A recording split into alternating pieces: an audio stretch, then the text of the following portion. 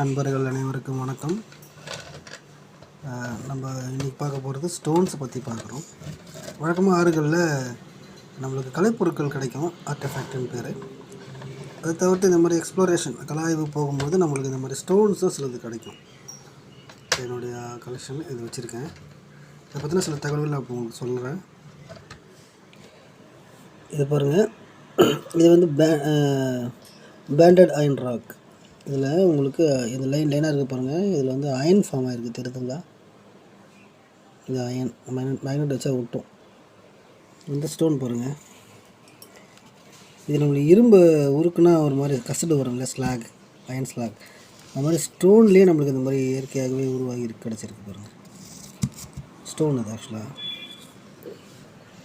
இந்த ஸ்டோன் பார்த்திங்கன்னா அழகாக நம்மளுடைய ஹியூமன் ஆர்கன் மாதிரி இந்த லைனாக லேயராக ரெட் கலரில் போயிருக்கு. இந்த ஸ்டோனில் இது எல்லாமே ரொம்ப glittering-ஆக இருக்குது. நான் உங்களுக்கு லைட் வச்சு காமிக்கிறேன்.